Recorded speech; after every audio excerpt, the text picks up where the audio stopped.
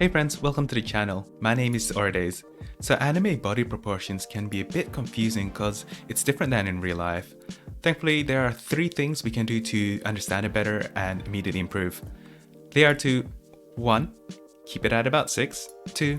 Find your ideal, and 3. Remember landmarks. So the first point is to keep it at about 6 heads tall. I remember when I was first starting out and learning how to draw, all the books and courses about figure drawing would talk about drawing things about 8 heads tall, like this. But when I tried drawing an anime character like that, it just didn't turn out right. It turned out kind of weird, a bit too tall. And I mean, it might work for some people, but it didn't work for the kind of characters that I wanted to draw. And I guess there's a simple reason for this, which is that anime style characters just have bigger heads in proportion to the rest of the body than real people. Yeah, I probably should have realized that earlier. And it's kind of obvious when you think about it, but when you're just starting out, you're kind of overwhelmed with all the things you have to learn. So because of this, you'll find that most anime characters are drawn between 5.5 to about 7 heads tall, with 6 being the median. Generally speaking, the more heads, the more mature the character will look, and the less heads, the younger they will look. Of course, you can go beyond 7 heads tall if that's what you like, and children are also less than 5 heads tall. You'll find this principle works for male characters as well, but keeping it at about 6 in general will help you draw most characters with good-looking proportions. So how do we actually apply this into our drawings and draw with good proportions?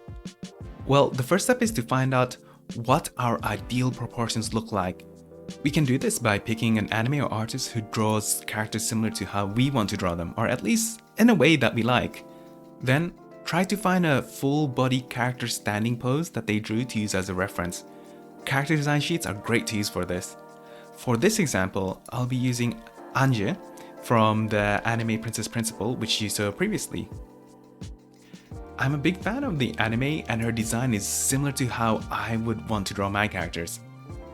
Keep in mind though that this is a drawing I did of her based on some images I found online, cause I don't think I can show her original image without YouTube getting angry, so it might not be 100% accurate, but it's pretty close. Anyway, to find the number of heads, just draw a straight line horizontal from the top of the head to the chin, like this.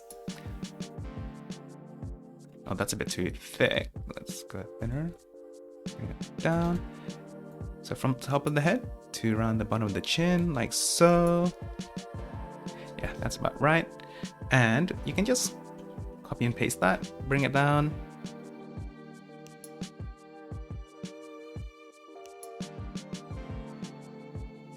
So by doing this, you can get how many heads tall they are. And it starts from 0, goes 1, 2, 3, 4, 5, 6. So what you'll find is, because she's wearing shoes, her actual base of the foot would be around here. 5.5-ish. And now what you want to do is take your own character drawing and do the same to analyze how many heads tall you draw your characters. Of course, for this to work, you should be using a drawing of a character of similar stature as your reference. So if your reference is a girl, then you want your character to also be a girl of similar stature and not a tall guy or elderly grandma. So for mine, I've brought here a drawing of Fubuki, VTuber from Hololive, some fan art that I've drawn over. And now we're going to do the exact same thing for Fubuki. We're going to count how many heads tall she is, and in your case, for your character.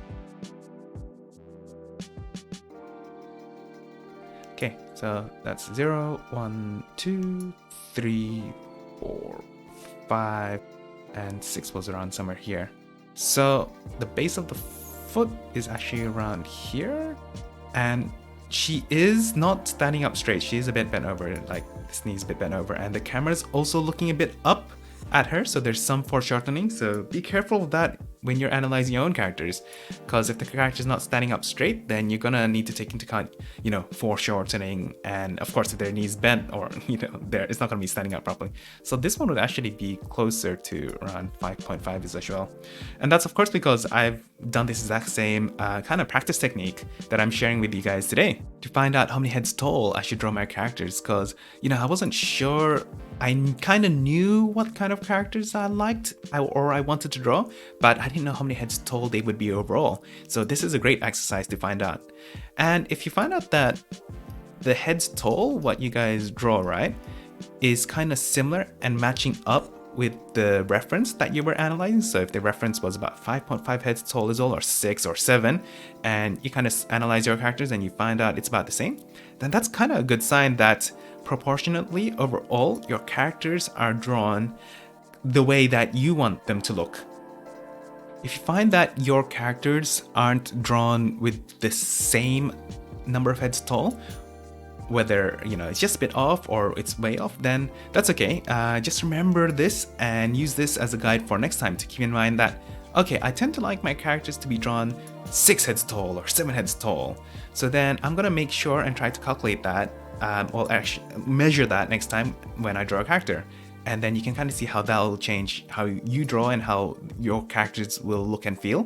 Because the number of heads tall characters really determines their overall look and feel. Can even be a good idea to take your previous drawing and redraw it to match the right number of heads.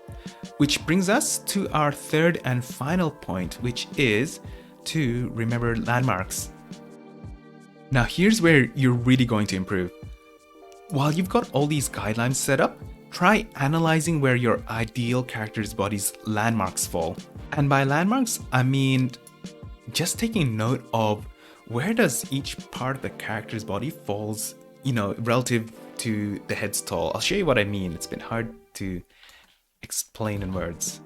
So let's say, one of the things you want to remember overall is that the midway point of the character is half, right? So if Anja is 5.5 heads tall, so about 2.7 heads, 2.7, let's use a blue one, 2.75 would be the midway point, all right?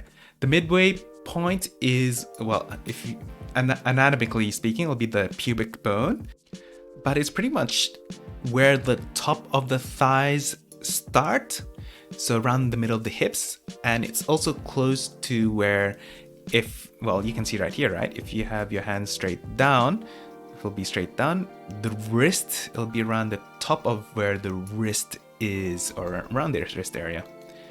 But anyway, so what you can use to remember is that, so of course, the head down, there's the neck there, and then maybe the chest area, right? The chest is around halfway. You can start to remember, oh, okay, the chest is about, half a head, or, like the rib cage, let's say, is around that high-ish for what I like to draw. You start to remember these things, right?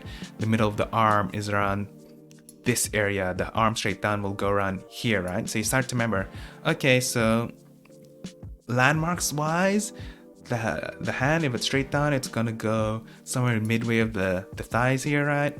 So next time I draw, I'm gonna check if my arm length is correct, like relative to the proportions I like, or just in general, I guess people can have different varying, like arm, some people have longer legs or longer arms or whatever, but general speaking, like ideal proportions or whatnot, you can just start to remember, okay, so I like mine to be around here.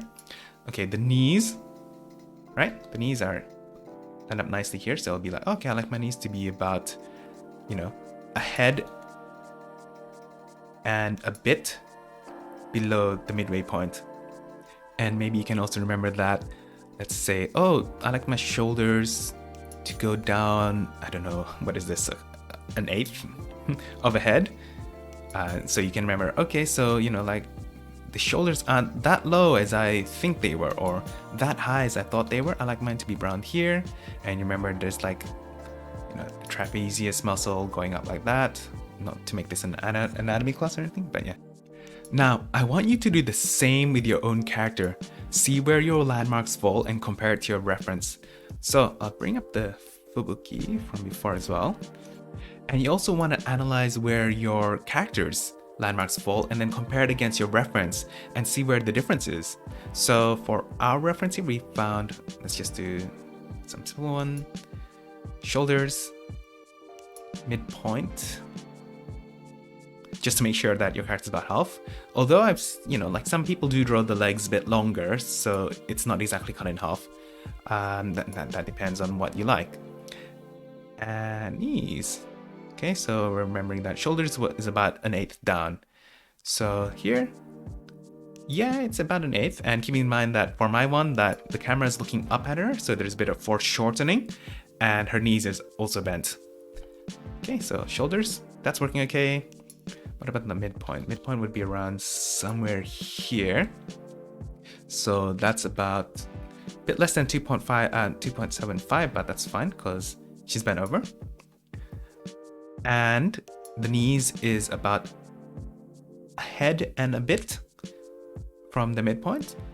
So yeah, that's about a head and a bit. So you can check things like these and then check against yours, right? And let's say the hands, right? If your hands were going down, this isn't a good pose to analyze the hand length because, they're like bent over and then going backwards and all that. But you kind of want to make sure, okay, I know now that, my arm length, I like them to be about, okay, you can say even like, oh, that's like 1/3 of a head below the midpoint, right? So if I were to bring this down, is that 1/3 below the midpoint or so?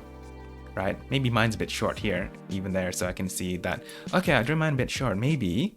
So I can actually bring my, is that her? Yeah, that's her. Maybe mine should have been a bit longer, longer down, and it'll look more correct to how I like to look at them. Right? Just bring it up there and fix it. And yeah, so you do like small improvements like these, right? Let's say that, oh, maybe my knees, I feel that the knees in my reference, so you can even check here, the knees length. So this would be around about a head and a half, right? So let's check mine. So if the knees are around here, is it around a head and a half? That's a head. And yeah, it's a bit shorter than a half, so maybe it is bent over as well, so taking that into account, but maybe it could have looked better if I brought it down a bit. So you kind of go fix your own drawing like that. Just fill in the gap there. And yeah, I kind of like how it looks better now that I've compared and fixed it. And now I can remember this for next time, right? Okay, so maybe I tend to draw my arms a bit shorter and the lower leg, or just the leg in general, a bit too short. And I would actually like it to look longer. So I'm going to remember that next time. So you kind of take note of your own tendencies and what you can fix for next time to make it look better.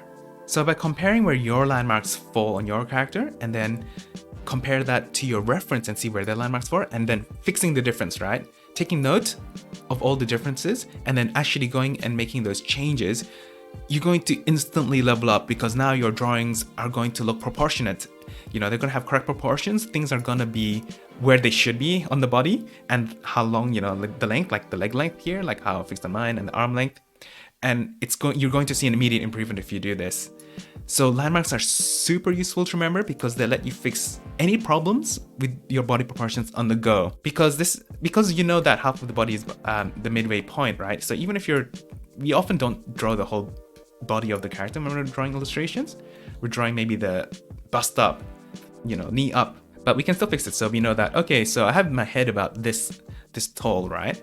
And then, something's wrong. Let me check my body proportions, right? So I know my shoulder should be around down here. And then is the rib cage long enough? It's about a head, a head or whatever you like to draw it, or whatever was in your reference.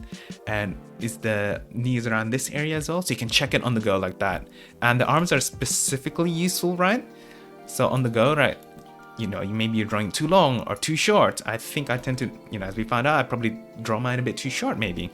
Then you can fix it. Okay, I need to make it a bit longer. Let's just match it up. Let's bring it down. So even if it's diagonal, let's bring it down and imagine it was straight down. Oh yeah, I want it to be around here. So you can fix your anatomy on the go. That's why landmarks are super useful. Okay, so those have been 3 things to help us understand and immediately improve at drawing anime body proportions. If you enjoyed this video and care about learning how to draw anime style art, do hit the subscribe button because I'll be putting out more useful tips and tutorials like this one. I'm also on Twitter, so if you want to see the kind of art I draw or you just want to connect, then give me a follow. I'll leave a link in the description down below. This has been Our Days. Thank you so much for watching and I'll see you in the next video. Bye bye.